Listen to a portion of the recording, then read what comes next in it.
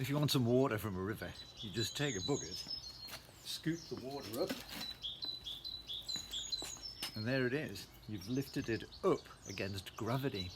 Of course, when we pour it out, gravity pulls it back down again. Now, if you want a lot of water, you need bucket after bucket. And if you take yourself back to the Romans days, what if a city wanted water? What if a whole army wanted water? Well, the Romans were brilliant at using machines to help solve problems like that.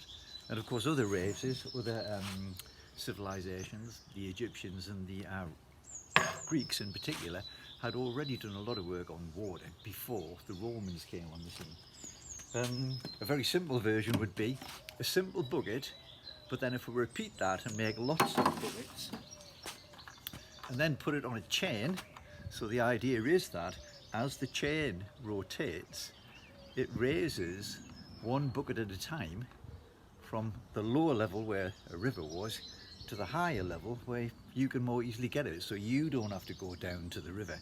I'm not really sure how big some of these bucket wheels were, but you get the idea. It's just a chain of buckets, often called a bucket chain. There it goes. So they had been in use for thousands of years, bucket chains.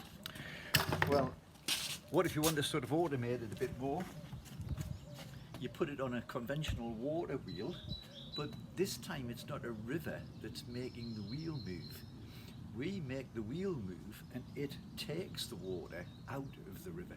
So the rivers in the bottom, I've attached a handle on the back of this one so it'll rotate, and the idea is, as it goes round, each one of these buckets fills and tilts.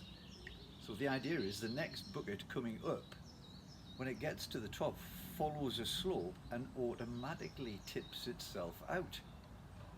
No water in that one yet? Right, here's the one with water in. And then, oh, too much water.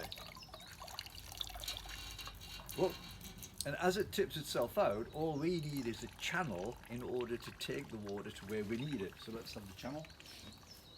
Here it is. There we are. And then a bucket at the bottom to catch it again. So let's start rotating the bucket wheel. This has only got half the intended buckets on it. Come right there.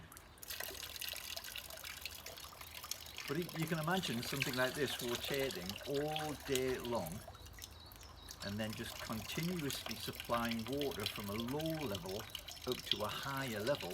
And if the wheel was enormous, you'd get a very large increase in height. And that particular machine would have been in use in ancient Rome and in other civilizations as well. An absolutely fabulous little bit of engineering where the buckets automatically scoop and tilt. I wonder how it might have been powered. Have a think about that one.